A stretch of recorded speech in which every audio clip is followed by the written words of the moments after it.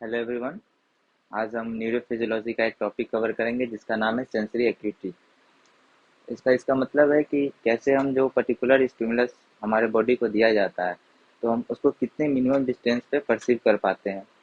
जैसा कि हमारा बॉडी है, हमारे बॉडी में सारे पे स्किन का लेयर है, लेकिन हमारे हाथ पे जो लेयर है स्किन पे, अगर हम यहाँ पे स्टिमुलस देते हैं, दो स्टिमुलस दिए पास पास, गैप है, मानिए 1 mm या 2 mm के गैप पे दे रहे हैं। ये हमारे हाथ का स्किन है, हमारे बैक का हुआ ये स्किन है।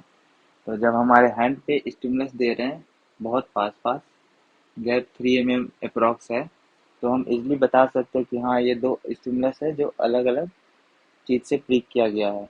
लेकिन यही चीज़ अगर हम अपने बैक पे करेंगे, अगर इतना ही मिनिमम डिस्टेंस अगर रखते हैं, तो हम ये नहीं वेरी बता ही नहीं पाएंगे कि ये दो अलग स्टिमुलस दिया गया है। हम ये समझेंगे कि एक ही स्टिमुलस दिया गया है। तो ऐसा क्यों होता है, इस टॉपिक में हम इसी को जानेंगे।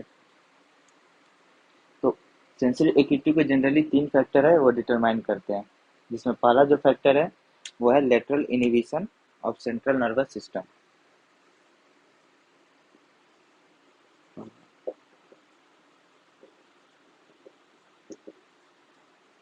लेटरल इनहिबिशन, लेटरल मीन्स होता है side wise, and inhibition means उसको अफेक्ट को रिड्यूस कर रहा है।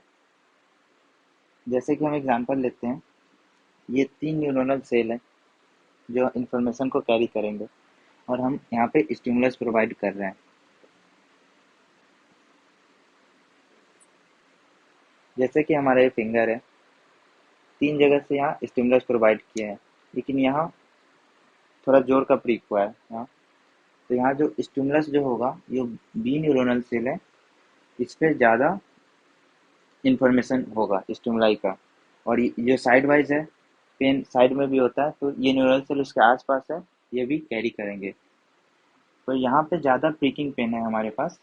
तो यहाँ पे क्या होगा कि ये जो सिनेप्टिक इंड पे यहाँ जो नॉब है, इससे जो न्यूरो निकलेगा, वो अपने लेटरल जो भी न्यूरॉन्स है उन पे इनिबिटरी इफेक्ट डालेगा, जिनसे कि जो ये इंफॉर्मेशन कैरी कर रहे हैं उसमें रिडक्शन हो जाएगा, यानी कि इनहिबिट कर रहे हैं इसको।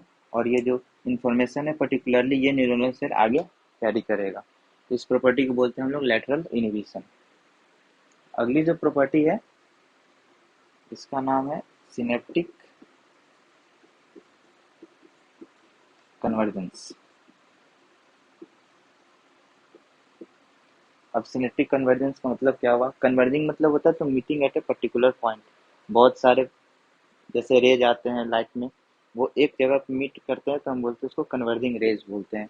उसी प्रकार हम बॉडी में है, जैसे स्टिमुलस अलग अलग जगह पे दे रखा है, यहाँ पे 3 अलग अलग न्यूरोनल सेल हैं जो उसको कैरी कर रहे हैं। ये कैरी करके ड्रेन कर रहे हैं एक नेक्स्ट लेवल 2 का न्यूरोनल सेल में।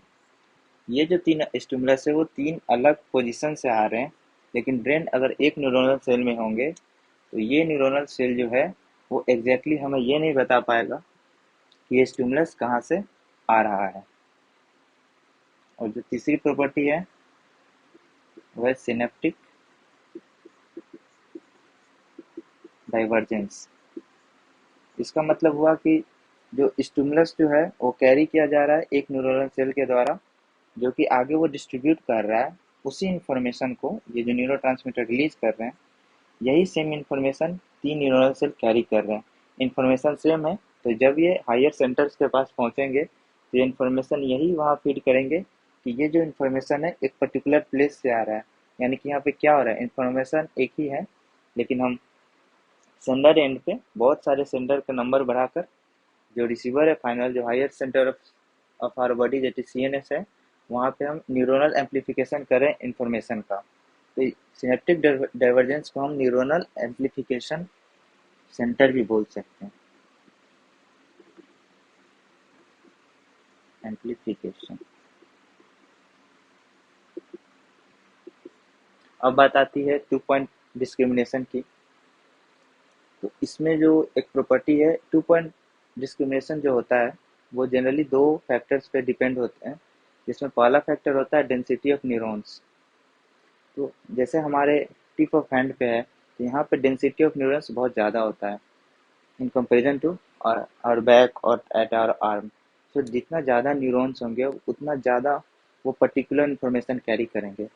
और जो हर न्यूरोनल सेल है, मानिए ये एक न्यूरोनल सेल है, तो ये जो इसके साइटोन के अराउंड एक पर्टिकुलर एरिया होता है जिसको बोलते हैं receptive field of that neuron.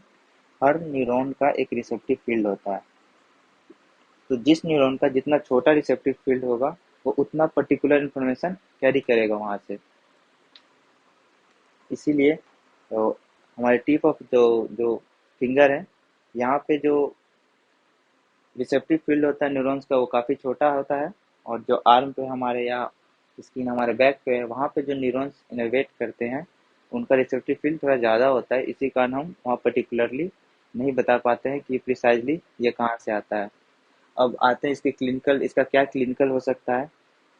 तो इसका क्लिनिकल होता है कि जैसे हम पेरिफेरल नर्व डैमेज अगर चेक करना चाहते हैं तो उसको चेक कर सकते हैं। और ये कैसे होता है, हम कोई पेशेंट आता है हमारे पास तो हम उससे आई क्लोज करवाते हैं, उसके बाद कोई भी या तो प्रिकिंग नीडल या कैलिपर पिन देते हैं। उसके बाद दो साइमल्टेनियस पोजीशन पे उसको स्टिमुलेशन देते हैं। अगर उसे फील कर पा रहा है या नहीं कर पा रहा है उससे हम ये डिसाइड करते हैं कि मतलब उसे या तो पेरिफेरल नर्व डैमेज है या जनरली जो डोर्सल कॉलोमीडियल लेमेनिस्कस पाथवे होता है जनरली की जो कि जनरली फाइन टच या प्रोपेरेशन कैरी करता है, अगर डैमेज होगा तो पीपल वो या पेशेंट वो परसीव नहीं कर पाएगा। तो ये इसका क्लिनिकल हुआ। That's all. Thank you.